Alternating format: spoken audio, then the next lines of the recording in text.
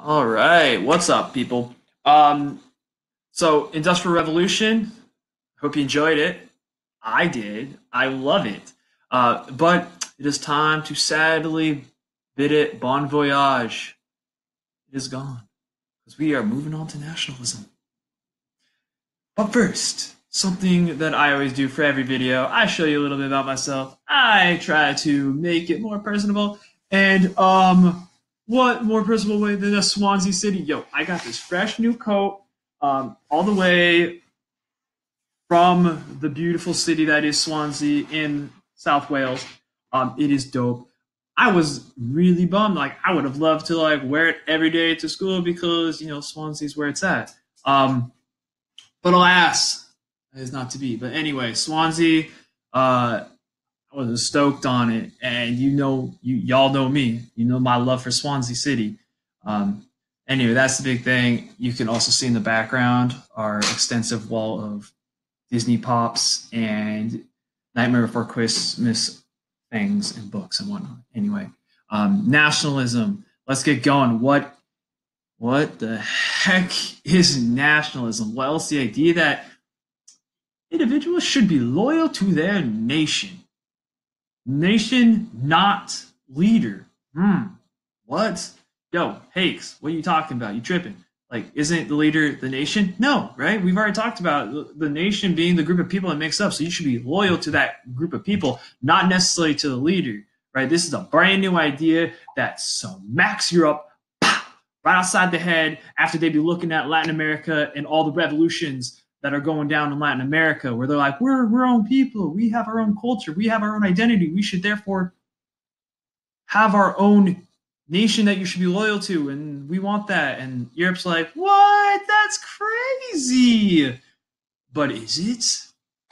Is it crazy? Or is it inevitable? Ooh, we will find out. But for real, though, it's inevitable. So the rise of modern nationalism really tied to the spread of those democratic ideals. All these people in this area are similar, and therefore they want to have a government that's representative of them, as opposed to someone across the ocean or in a different area that's not really the same as them at all, the same as them at all. Example, right? We'll use the US. The US is like, yo, we're not the same as the UK, so therefore we should rule ourselves. Again, going down to Venezuela and Colombia, hey, we're not the same as you across the ocean, therefore we want to rule ourselves. I mean, I'm simplifying that all the way down, but it's that idea, and this starts to come back to Europe. And then the growth of the middle class, like prior to the Industrial Revolution, it's insanely stratified. Like, the economic wealth distribution is like, it's so far apart. Like, you have a very minute amount of people that have the vast majority of the land and the power and the wealth, and then you have everyone else.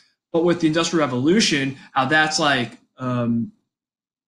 it's duking it out with that system, right? You have more people having access to capital and ideas and creation, and as a result, they're going from this very, very low economics, and they're starting to move their way up. They're not here yet. They're somewhere in this range. And being in this range, they have more access to education and books, and they're really starting to become more educated and getting in with this education, some ideas. Their ideas are starting to make a major role. The bonds that create a nation state. There they are. We're moving on, but we're not. Okay, so first is culture, a shared way of life. So like food, dress, behavior, ideals. Right? If you go to the South, the culture of the South is very different than the culture of the Northwest, right? You got some Creole cooking, you got shrimp and grits, you got some sweet tea. Yo, have you ever tried to be getting some authentic sweet tea up here? You can't get it. You got to go down south, right? It's very different. The food's different. The dress is going to be different, right?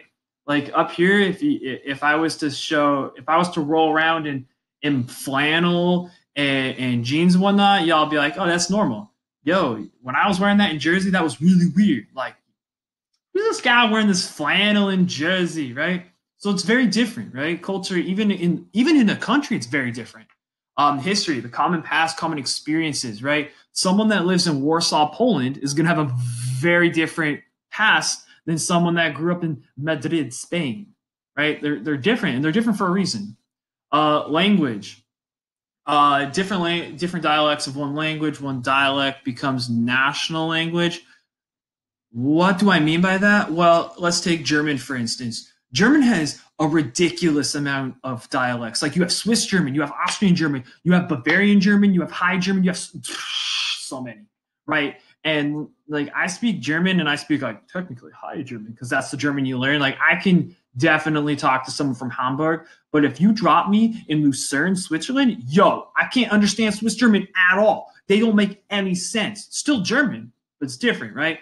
So that's basically what it's saying. Like every area has like more dialects, and one becomes a national language.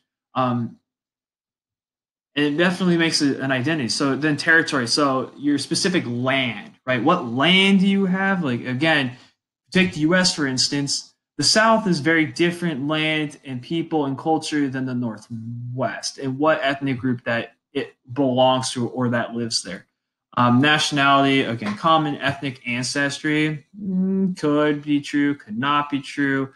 And then religion. This one's really it's important player. Take the Greeks for instance. Greek Orthodox is a massive and influential religion in Greece.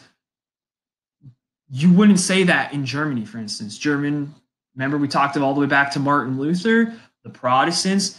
And then if you go just south of the Alps, all the way down to Italy, it's going to be Roman Catholicism, right? So very different in terms of religion. Even though they share the same start point, they're very different now. So why is nationalism positive? Well, there are a few different things. Let me move my face here. People within a nation overcoming their differences for a common good, yeah, for sure. The common good being like rule for themselves, more reflective government, things along those lines, overthrow colonial rule. When we get to imperialism, it's like next week. Like we'll just put that on the back burner. Democratic government in nations throughout the world. Yes, I think everyone would be on board with this idea that having people get a say in how they're ruled is important. It's definitely probably a positive. I would assume that, again, speaking to you, you probably have, it's probably better for you personally if you're like, yeah, I get a say in how I'm living my life. Whereas like if someone said, nope, your life is this all the way from start to finish and you don't have any say in it, you probably would be bummed. So having a say in something is definitely positive. And then competition. Makes you better. It makes you more advanced. It makes everything more positive, potentially. There are pitfalls to competition, but definitely technological and science advancements. But with the good comes the bad, right? Just like the famous Clint Eastwood movie, The Good, the Bad, and the Ugly, right? So this is some of the bad and the ugly. Forced assimilation, right? Going back, if you don't remember what assimilation is, you assimilate to a culture, making the small reflect the large. So basically, if I was living in the South and I didn't like shrimp grits and I wasn't talking like them, but I'm a small minority, if they forced me to be like them, then that would be forced assimilation, right? Ethnic cleansing, taking smaller ethnic groups that aren't reflective of the whole and cleansing or eliminating, killing them. World War II, Holocaust is a good example of cleansing. And then, yeah, extremist nationalism such as Nazis. If you're like, Mr. Hanks, and I'm like, yeah, you. And you're like, what about the Soviets? Like, are they the same? Not the same as nationalism. In fact, Lenin didn't think of himself as nationalist. So if you're thinking like, oh, Nazis and the Soviets are the same, they're not. It's different. We'll get there, or maybe you'll get there next year. I'm trying to remember when exactly I go over it, but it's not the same. Okay, so keep that in mind. Yeah, and then again, competition. Yay, it's good. It also, ooh, no, not so good, right? Everyone, if you've been in sports, you've seen how competition makes you better. You can also see how it can like kick people off and make it detrimental to the overall health of like the team or the common goal, right? So that's just an example that hopefully makes it make sense.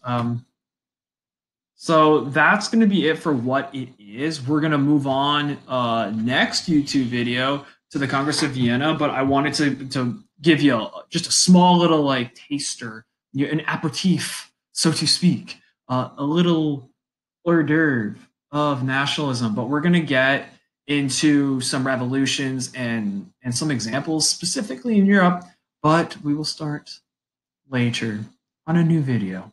So with that, I hope you have a glorious day, and I will talk to you soon.